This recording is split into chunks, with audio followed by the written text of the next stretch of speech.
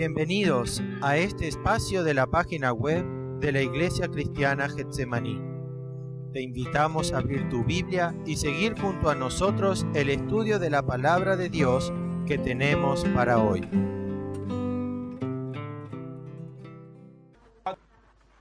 Muy bien, a ver, ¿quién se acordó de memorizar? De a uno. Primero el más joven. Así que hermanos amados y deseados, gozo y corona mía, estad así firmes en el Señor amado. Bien. Así que, hermanos míos, amados y deseados, gozo y corona mía, estad así firmes en el Señor amado.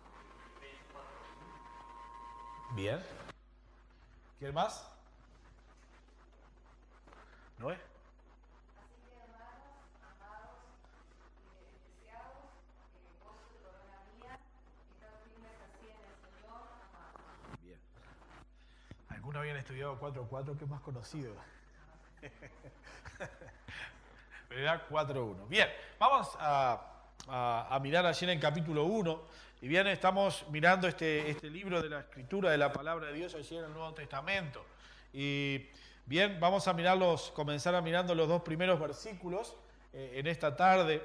Y bien decíamos, bueno, el apóstol Pablo escribiendo a la iglesia que estaba allí en esa ciudad, Filipo allí, ¿verdad? Y veíamos, bueno, la condición política y social en la cual se encontraba Filipo, de privilegio como colonia romana en aquella época, por la zona geográfica, allí un puerto, algo también que era importante en la época, ¿sí? Y bien, veíamos allí cómo Pablo llegó a Filipo, ¿verdad? Siendo guiado por Dios para llevar el evangelio a aquella ciudad, ¿verdad? Y veíamos a aquellos primeros que escucharon el ministerio. Veíamos a Lidia, aquella mujer que Dios abrió el corazón y ella entregó su corazón al Señor Jesucristo como su Señor y Salvador personal. Veíamos también allí aquella mujer que estaba joven, que era poseída allí por demonios y que era esclava de sus patrones que con ella negociaban, y cómo el apóstol Pablo le liberó de esa esclavitud y le dio una nueva esperanza en Cristo. Y también mirábamos, ¿verdad?, una tercera persona allí que fue el carcelero de Filipo. Aquel hombre que allí, a punto de quitarse la vida en la cárcel porque había pensado que por un terremoto los prisioneros habían fugado, ¿verdad?, ante el aviso de Pablo que todos estaban allí. Él preguntó: ¿qué debo hacer para ser salvo? Y creo que esta es una pregunta trascendental para la vida de todo hombre. ¿Qué debo hacer para ser salvo? Y la respuesta es la que tenemos aquí, ¿no? Cree en el Señor Jesucristo y serás salvo. La salvación a la que se refería este hombre no era la salvación de su vida física, de las leyes romanas, sino la salvación de su alma. Y la respuesta está en el Señor Jesucristo. Y esta es la misma respuesta para hoy, en el siglo XXI. ¿Qué debe hacer el hombre, cada persona, para obtener la salvación de su alma? Creer en el Señor Jesucristo. No es una religión, no es una iglesia, es Cristo Jesús, el Salvador. Y bien, bajo esta condición el apóstol llevó el evangelio a aquel lugar. Y bien, luego de 10 años desde la visita, luego de esa visita, el apóstol Pablo escribe esta carta desde la prisión romana. Pablo estaba prisionero y les escribe allí a los hermanos, y vamos a leer los dos primeros versículos que dice: Pablo y Timoteo, siervos de Jesucristo, a todos los santos en Cristo Jesús que están en Filipo, con los obispos y diáconos.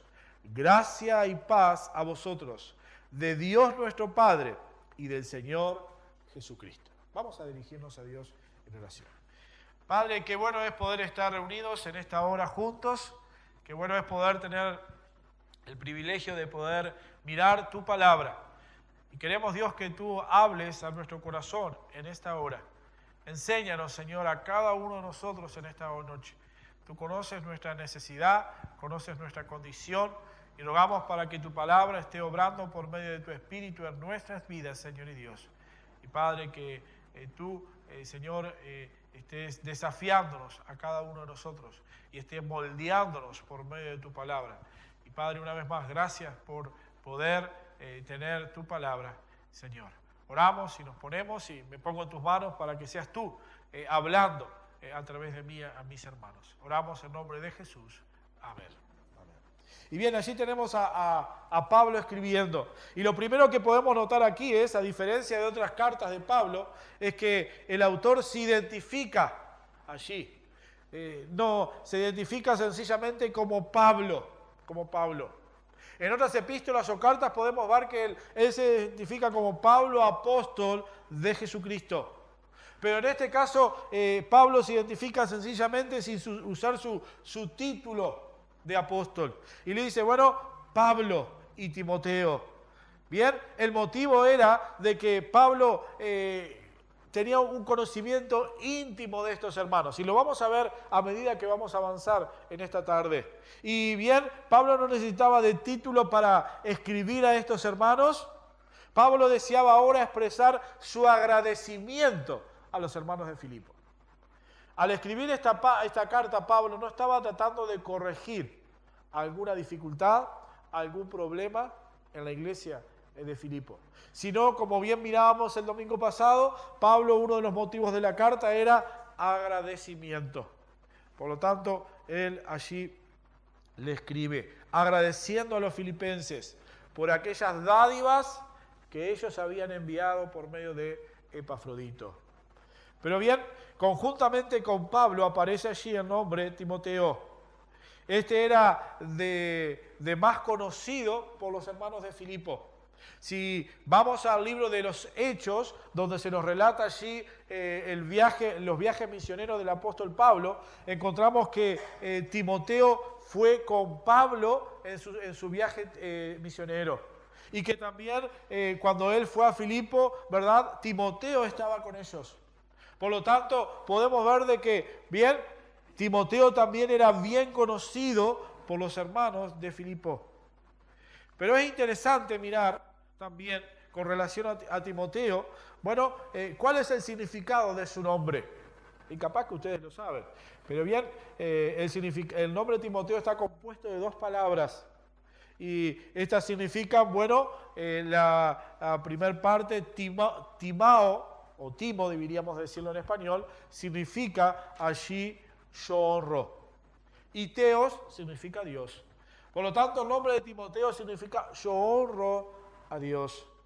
Y podemos ver esto a través de la vida de aquel joven Timoteo y aquel hombre Timoteo, cómo podemos ver cómo él honró con su vida a Dios. Y qué maravilloso de que también nosotros podamos con nuestras vidas estar también honrando a nuestro Dios. Pero bien, el apóstol Pablo sigue allí en su introducción a la carta, dice, Pablo y Timoteo, siervos de Jesucristo, siervos de Jesucristo. Bien, Pablo se describe y describe a Timoteo, ambos como siervos de Jesucristo. Y esta palabra, en el idioma original en la cual se escribe, bueno, significa esclavos, esclavos. Esclavo es alguien cuya voluntad está sujeta a la voluntad de otro. Y esa es la manera en la cual Pablo se identifica con aquellos hermanos a los cuales le escribe a aquella iglesia. Yo, Pablo, siervo de Jesucristo, esclavo de Jesucristo, les estoy escribiendo a ustedes. Pero también yo trataba de mirar allí, recordando atrás el nombre de Timoteo, yo honro a Dios, o yo honro a Dios de Timoteo, con la palabra esclavo. Y decía, bueno, Timoteo honraba a Dios poniéndose como esclavo de Dios, valga la redundancia, como siervo de Dios. Y cuando Pablo sugiere allí que él es siervo de Jesucristo, esclavo de Jesucristo, Pablo sugiere su completa humillación y rendimiento a Cristo. Y recordando un poco la vida de aquel hombre que perseguía a los cristianos, aquel hombre que tenía autoridad y había conseguido autorizaciones para matar a aquellos que se decían cristianos. Y pensemos un poquito en aquel hombre que estaba parado, viendo cuando Esteban estaba siendo apedreado, mirando allí fríamente la muerte de una persona, la muerte de alguien que decía ser siervo de Jesucristo. Este hombre allí en el camino a Damasco, y es relatado también en el libro de los Hechos en capítulo 9, conoce al Señor Jesucristo personalmente. Y las palabras de aquel hombre cuando él se confronta con el Señor Jesucristo es: Señor, ¿qué quieres que haga? Señor, ¿qué quieres que haga? Y desde aquel momento, Pablo dice: yo soy siervo de Jesucristo, soy un esclavo de Cristo.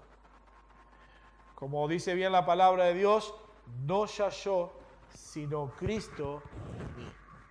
No ya yo, soy un siervo de Jesucristo. Y bien, aquel hombre, repito, orgulloso, con autoridad, se convirtió en un fiel siervo de Cristo Jesús. Y estamos hablando de que él rindió su voluntad a Dios. Y bien, cada uno de nosotros tenemos nuestro orgullo, tenemos nuestro carácter, tenemos nuestros pensamientos, pero debemos reconocer que necesitamos venir a los pies de nuestro Salvador Jesucristo y reconocernos como siervos de aquel que dio su vida por nosotros. Bien, allí el apóstol Pablo sigue su epístola y sigue diciendo: a todos los santos en Cristo Jesús que están en Filipos. Bien, el apóstol Pablo se estaba dirigiendo a todos aquellos que componían la iglesia de Filipo, quienes habían recibido a Cristo como único y suficiente Salvador. Y bien, esta palabra santos que el apóstol usa tiene relación a aquellos que habían sido apartados para Dios. Pablo le estaba escribiendo a aquellos que vivían en Filipos, que habían conocido a Cristo como su Señor y Salvador personal, que formaban parte de esa iglesia, que habían sido apartados por Dios para ser parte del pueblo de Dios, a los santos. Y esta es una posición y un privilegio que todos aquellos que hemos conocido a Cristo recibimos. Somos parte de ese pueblo, somos santos. Y no estamos hablando de los santos que tienen una coronita, ¿no? Sino de esa posición que obtenemos en Cristo Jesús. Y bien, sin duda que podemos recordar, ¿verdad? Allí a la iglesia de Corinto, que el apóstol Pablo también escribe. Y podemos ver que aquella iglesia también era una iglesia con la cual Pablo escribe, sí, para corregir algunas situaciones que la iglesia estaba viviendo, pero Pablo también les recuerda a ellos como santos. Santos basados en la obra del Señor y Salvador Jesucristo. Y yo les leo allí en 1 Corintios capítulo 1, versículo 2, dice: a la iglesia de Dios que está en Corinto, a los santificados en Cristo Jesús, llamados a ser santos, con todos los que en cualquier lugar invocan el nombre de nuestro Señor Jesucristo, Señor de ellos y nuestro. Bueno, Pablo le estaba escribiendo a aquellos hermanos. Aquellos hermanos de Filipo eran santos en Cristo Jesús. Y esto indica nuestra posición que obtenemos cuando recibimos a Cristo como Salvador personal en Cristo Jesús. No es en base a mi santidad, a que soy un santo en sí mismo, sino es una posición que obtenemos por lo que Cristo ha hecho por nosotros. Y repito, somos santos en Cristo Jesús. Allí en Efesios 1:1 dice: a los santos y fieles en Cristo Jesús. Nuestra vida santa se halla en una relación correcta con el Salvador, Cristo Jesús. No es en base a ningún mérito propio, sino a lo que Cristo ha hecho y hace a nuestro favor. Pero bien, esta carta no solo iba dirigida a los santos, no solo iba dirigida a los miembros de la iglesia de Filipo, sino que también esta carta iba dirigida, como bien lo dice el versículo 1, a los obispos y diáconos. Obispos y diáconos. O sea, a los líderes también de la iglesia. Y bien, aquí la palabra obispo la podemos ver a través del Nuevo Testamento. Tanto la palabra obispo como anciano, podemos ver que se mezclan en el Nuevo Testamento. Ambas palabras significan lo mismo, obispo, anciano. Nuestra palabra hoy es pastor. Y bueno, estas palabras, ¿sí?, si bien se usan para la misma persona, aquel líder de la iglesia, aquel pastor de la iglesia, ambos nombres nos hablan de dos aspectos diferentes de la responsabilidad del líder. Y bien, esta palabra anciano la podemos ver a través del Nuevo Testamento, como los ancianos eran los que dirigían, estaban en autoridad dentro de la iglesia. Y miren conmigo algunos versículos. Vamos a mirar en el libro de Hechos. Hechos capítulo 15.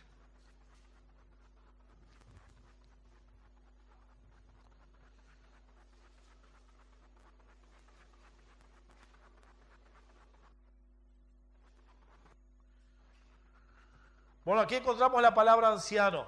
Y esto nos habla de la posición y la responsabilidad de presidir la asamblea.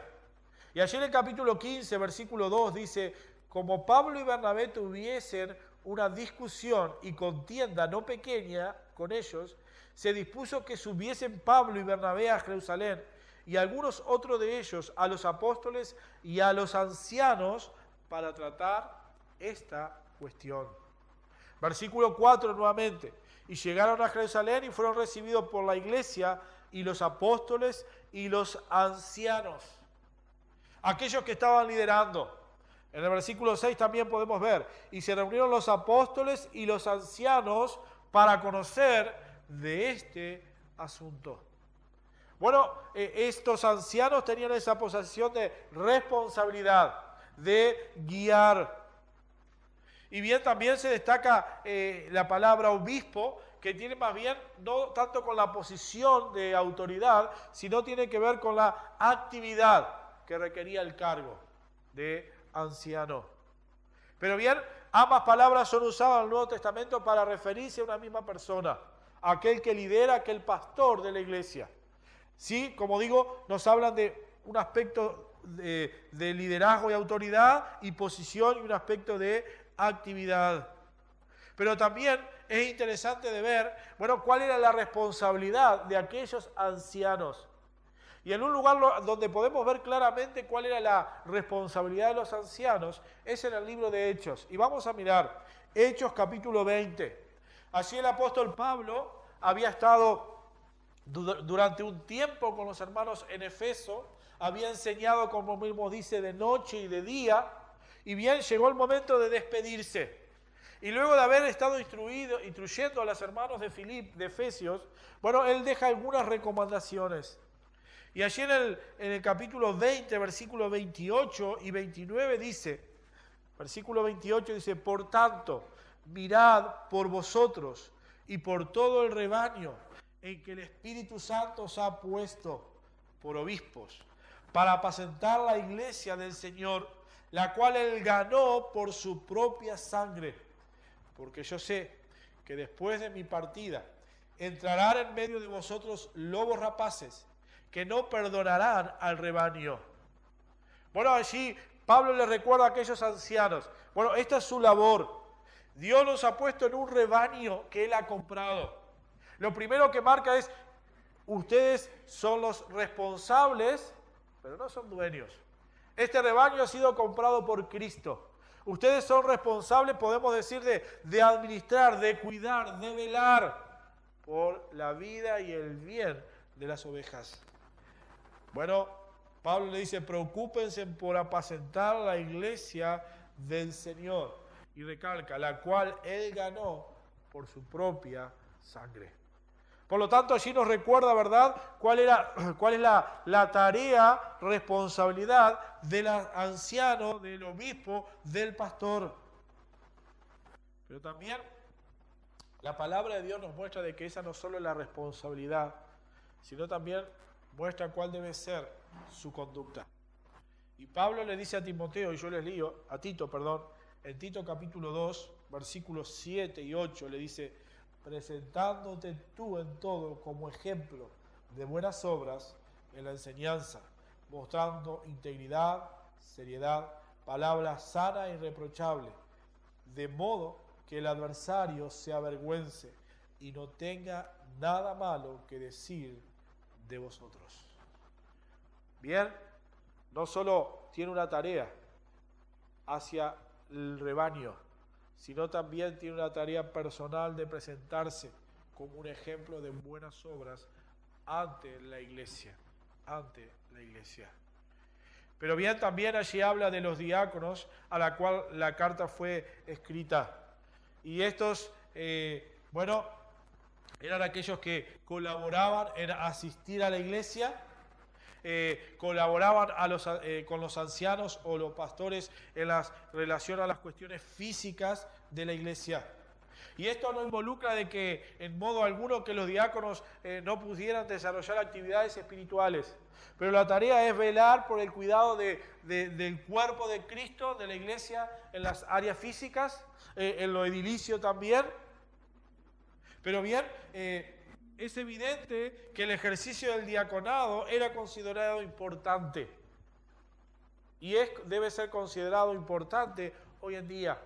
Al punto era considerado importante el ministerio y la tarea de diaconado, que la propia palabra de Dios allí en 1 de Timoteo, describe allí, qué características debe tener aquel hombre para ejercer el diaconado dentro de la iglesia. Y bien, allí Pablo está escribiendo esta carta a los santos de la iglesia de Filipo. Pero también allí escribe la carta a los ancianos y diáconos. Y hermanos, rápidamente podemos ver en este primer versículo algo que sin duda es importante también para tener presente hoy en día como iglesia. Y lo que podemos ver sencillamente es, que esta epístola que Pablo escribe reconoce la existencia de una organización allí en la iglesia. Había una organización en aquella iglesia. Había un orden en la cual había ancianos, había diáconos y estaba allí todos los santos como un cuerpo, en unidad, adoración al Dios vivo y verdadero. Tanto los ancianos como los diáconos son reconocidos dentro de la iglesia, allí en la iglesia de Filipo. Aquellos habían sido puestos obviamente por Dios en aquel lugar. Y esos eran líderes en aquella iglesia en la cual Dios los había puesto. Y Pablo sigue su salutación allí en el versículo 2, diciendo, gracia y paz a vosotros, de Dios nuestro Padre y del Señor Jesucristo. El saludo allí de Pablo es un saludo, podemos decir, con sentimientos, un saludo vívido, con sentido, deseo, gozo y amor. Y allí el apóstol usa, gracia y paz a vosotros. Gracia y paz a vosotros. Y estas dos palabras eran portadoras de un gran mensaje que el apóstol Pablo estaba recordando y haciendo memoria de aquellos hermanos. Los hermanos, aquellos habían sido salvados por la gracia de Dios. Por la gracia de Dios. Y tú y yo hemos sido salvos por la gracia de Dios. Dice Efesios 2:8, no por obras, más por gracia hemos sido salvos. No es por nada que tú y yo podamos hacer, que podamos obtener la salvación. Simplemente es, y no simplemente, sino maravillosamente es por la gracia de Dios que podemos ser hijos de Él. Y sabes, esa obra de gracia en la vida de los filipenses habían hecho tal obra que podían recibir y disfrutar de la paz de Dios. A la gracia le acompaña la paz. Y mencionaba yo al principio, recordando aquellos primeros relatos de aquellos que conocieron a Cristo como Salvador allí en Filipo, y yo mencionaba al carcelero, aquel hombre sin paz, aquel hombre perturbado, al punto de querer quitarse la vida. Por gracia fue salvo y obtuvo la paz para su vida, su familia, podemos ver. Y es por esa gracia. Y cuando miraba y estudiaba, miraba un poquito acerca de esta palabra gracia, y vemos que Pablo lo usa una y otra vez en varias oportunidades en las epístolas, en sus saludos. Y lo que miraba es que esta palabra gracia era usada entre los griegos para cuando alguien hacía un favor hacia otra persona. Bueno, alguien procedía generosamente haciendo un favor hacia alguien que amaba. Bueno, nuestra hermana Susana tenía una necesidad, y nuestra hermana Tita, en amor, procuraba allí y ayudaba hacia la necesidad de nuestra hermana Susana. Y allí se usaba esa palabra gracia. Hacer algo a favor de alguien de puro amor y de puro afecto, sin esperar ninguna retribución de la otra parte. Simplemente, valga la redundancia, de pura gracia. Pero trasladando esto, podemos trasladarlo perfectamente a lo que Dios hizo en Cristo Jesús. Dios en su gracia nos salvó. Dios en su gracia hizo aquello que tú y yo necesitábamos en Cristo Jesús, para que por medio de la fe podamos obtener la salvación de nuestra alma. No esperando obtener nada a cambio, porque nada podemos darle a Dios a cambio de que Él nos salvó. No podemos pagar nada. Pero aún podemos agregar algo. Yo decía que esta palabra gracia se usaba cuando alguien hacía un favor a un amigo, a alguien que quería. Pero bien sabemos tú y yo que Dios no hizo su obra de salvación en Cristo hacia nosotros porque fuéramos amigos, porque por el contrario, éramos enemigos de Dios. Nuestro pecado nos separaba de Dios. Nuestro pecado, nos ponía lejos de Dios. Y al mirar y ver la obra y esta palabra gracia, qué maravillosa es la obra que Dios ha hecho a nuestro favor. De pura gracia Él nos ha salvado. No porque ninguno lo merezca, nadie lo merece. Pero Dios en su amor, como sabemos y lo hemos repetido 1000 veces, de tal manera nos amó que envió a su Hijo unigénito, para que todo aquel que en Él crea no se pierda, mas tenga vida eterna. Y ese es nuestro Dios. Y el apóstol estaba recordando allí a los hermanos. El apóstol les escribía y les recordaba: gracia y paz a vosotros de Dios nuestro Padre y del Señor Jesucristo. Esa gracia y esa paz no procedían de la obra de Pablo, no procedían de nadie, sino de Dios y del Señor Jesucristo. Y qué maravilloso es recordar cada uno de nosotros cuando Él un día comenzó a hacer esa obra a nosotros, cuando Él un día, nos salvó. Cuando entregamos, como hizo aquel hombre, creímos en Cristo y fuimos salvos. Y el recordar ello debe, traernos gozo a nuestro corazón. Pero también nos debe recordar que allí fue el comienzo real en el cual pudimos comenzar a tener paz en nuestra vida. Porque esa paz es el producto de la obra de Cristo en nuestros corazones. Y bien, luego de esta salutación del apóstol Pablo, allí en el versículo 3 comienza allí esa oración de Pablo, o esa acción de gracias por parte del apóstol. Y bien, dice el versículo 3: doy gracias a mi Dios siempre que me acuerdo de vosotros, siempre en todas mis oraciones, rogando con gozo por todos vosotros.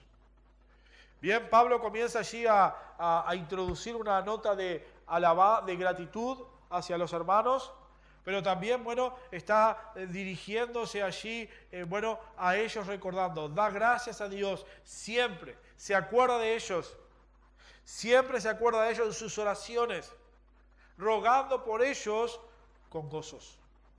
Pablo está haciendo una acción de gracias, recordando allí. Y lo primero que hace es, él eleva esa acción de gracia o recuerda esa acción de gracia por medio de la oración.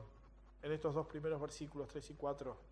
Y Pablo expresa su agradecimiento a Dios por los hermanos de Filipo. Doy gracias. Y esta palabra, allí como se escribe, esa doy gracias, está escrito en un presente continuo. Bueno, Pablo estaba agradecido por ellos en una acción continua. El apóstol tenía un recuerdo muy grato de los hermanos de Filipo. Por lo tanto, él daba gracias siempre. Pero decíamos el domingo pasado que uno de los temas que trataba, o veíamos en la epístola de Pablo, de Filipenses, era el gozo. Y Pablo les dice allí, doy gracias a mi Dios siempre, que me acuerdo de vosotros, siempre en todas mis oraciones, rogando con gozo por todos vosotros. Bueno, al orar por ellos, Pablo lo hacía con gozo. Pablo lo hacía con gozo. Pero también Pablo expresa que él oraba por todos vosotros.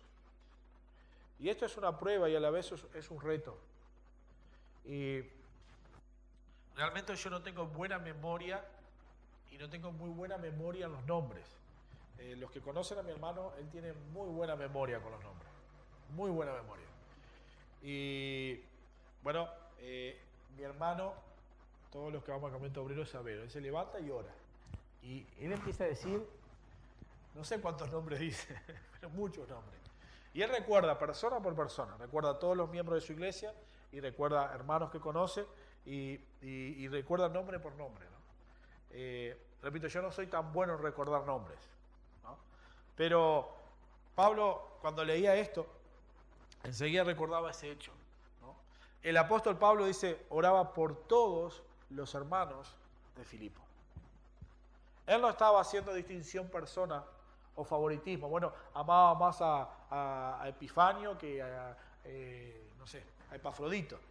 Sino que él le dice que recordaba allí en oración y se acordaba de todos vosotros. Y obviamente esto nos muestra el corazón del apóstol, aquel siervo que no solo se gozaba de los hermanos y de lo que él había vivido en el pasado cuando estuvo 10 años atrás, sino que también él recordaba a cada uno de ellos y les traía en oración. Bueno, también recordaba cuando allí en el 1 de Samuel, allí el pueblo le dice que a Samuel que no deje de rogar por ellos a Dios. Y Samuel le dice, que estaba lejos de él. Él iba a seguir recordándole y trayendo al pueblo delante de Dios. Y también cuán cierto es la responsabilidad de poder recordar cada uno en oración. El recordarles a cada uno en oración, sus peticiones, sus necesidades. Y este otro aspecto en el cual aquí aprendía.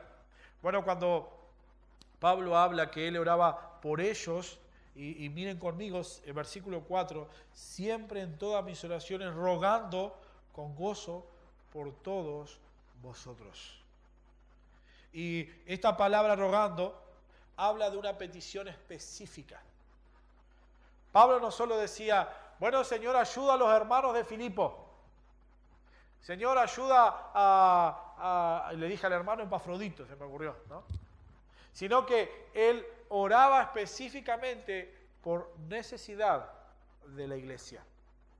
Y en este caso entendemos que Pablo había sido informado por Epafrodito, aquel que había venido hacia Pablo, y le había contado acerca de la necesidad de la iglesia.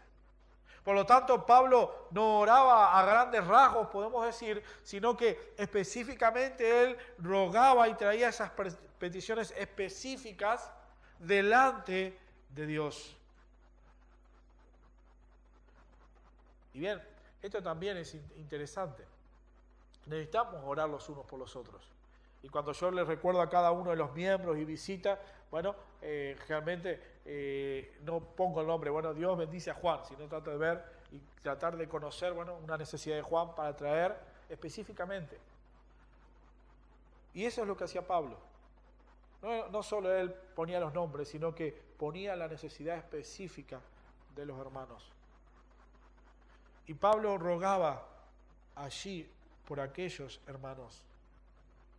Y bien, Pablo también no solo él recordaba y daba gracias en sus oraciones, sino que también daba gracias por el compañerismo que ellos tenían. Versículo 5 dice, por vuestra comunión en el Evangelio, desde el primer día hasta ahora.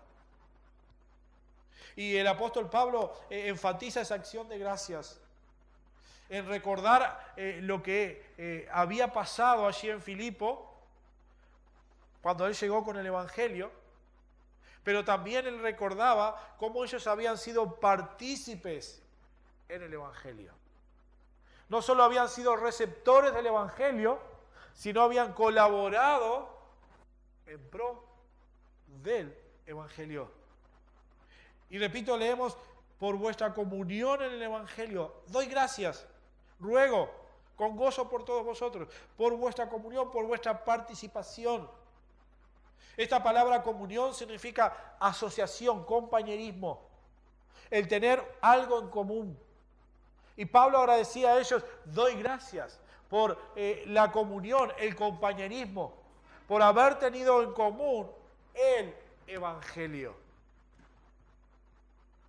Esta es la misma palabra que ustedes pueden leer y aquellos que están sacando nota puedan leer Hechos 2:44 y Hechos 4:31. Allí en Hechos 2:44 dice, todos los que habían creído estaban juntos y tenían en común todas las cosas. Bueno, ellos tenían en común el Evangelio. Y esta palabra se usa, por ejemplo, tienen en común el mismo idioma, ¿no? Es la idea. Y Pablo le escribe a aquellos hermanos de Filipos, recordándoles que ellos tenían en común el Evangelio. Primeramente, cuando el apóstol predicó, ellos recibieron ese Evangelio, pero aún al pasar el tiempo, los filipenses habían seguido manteniendo una relación estrecha con el apóstol en el Evangelio. Y esa comunión permanecía viva y era posible a través del Evangelio. Yo les mencionaba que desde que Pablo estuvo allí, en Hechos 16, hasta, bueno, cuando escribe la carta habían pasado 10 años. 10 años. Pero después, aún después de aquellos años, Pablo no había olvidado a los hermanos de Filipo, ni ellos los habían olvidado. El tiempo, la distancia, no habían hecho que menguara el amor entre ellos y la comunión entre ellos, sino que esa comunión seguía viva y era real en Cristo Jesús. Y bien, la comunión entre los creyentes es un regalo de Dios que solo obtenemos a través de Cristo. Y cantamos ese himno que es, ese corito que viene del Salmo 133. Mirad cuán bueno y delicioso es habitar juntos los hermanos en armonía. Bueno, la comunión la podemos tener a través del Señor Jesucristo. Y si no hay comunión, hay algo que está andando mal en nuestra vida o en mi vida. Si no deseo esa comunión. Y quiero terminar leyendo allí en 1 de Juan, capítulo 1, con referencia a esto. 1 de Juan, capítulo 1, versículo 6. Dice allí la palabra de Dios.